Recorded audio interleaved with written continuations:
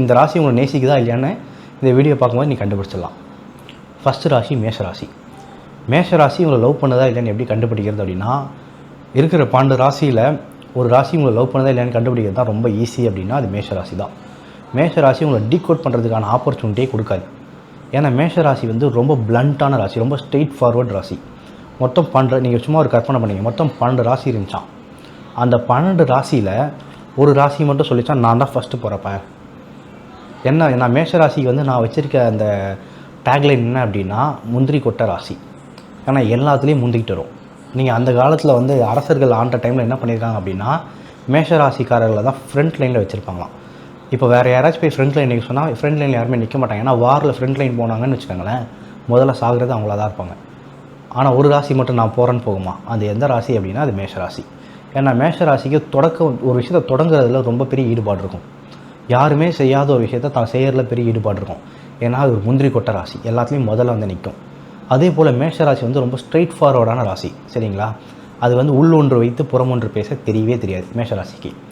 எப்போவுமே ஒரு இங்கிலீஷில் ஒன்று சொல்லுவாங்க, மேஷராசியும் கடகராசியும் கல்யாணம் பண்ணாங்கன்னா ஒரு பெரிய சிக்கல் வர சொல்லுவாங்க. அது என்ன சிக்கல்னா, மேஷராசி ரொம்ப ஸ்ட்ரெயிட் ஃபார்வர்டாக பேசும். கடகராசி என்ன பண்ணும் அப்படின்னா ரொம்ப சென்சிட்டிவான ராசி. சின்னதாக ஒன்று சொன்னால் கூட அட்டாயிரும். இப்போ மேஷராசிக்கிட்ட போயிட்டு இந்த ட்ரெஸ் எப்படி இருக்குது அப்படின்னு கேட்டாங்கன்னா மேஷராசி சொல்லும், இந்த ட்ரெஸ்ஸில் நீ ரொம்ப குண்டாக இருக்கியே அப்படின்னு சொல்லிடும். கடகராசி மாதிரி ஆட்கள் அது ரொம்ப அட்டாயிரும், ரொம்ப சென்சிட்டிவான ராசி.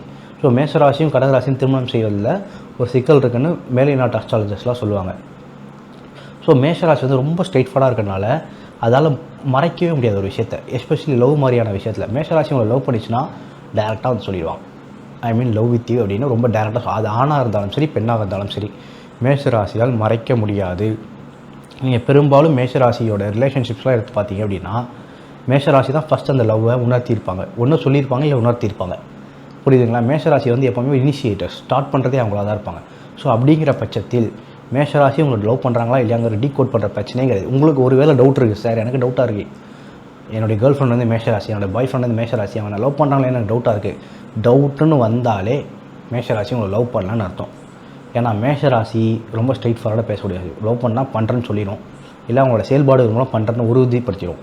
ரொம்ப ஈஸியாக கன்ஃபார்ம் பண்ணிக்கலாம். நீங்கள் அப்படி உங்களால் கன்ஃபார்ம் பண்ண முடியல அப்படின்னா, டவுட்டாக இருக்குது அப்படின்னா அவங்க லவ் பண்ணலான்னு அர்த்தம். இன்னொரு வாட்டி அதை ரீஅனலைஸ் பண்ணுங்கள்.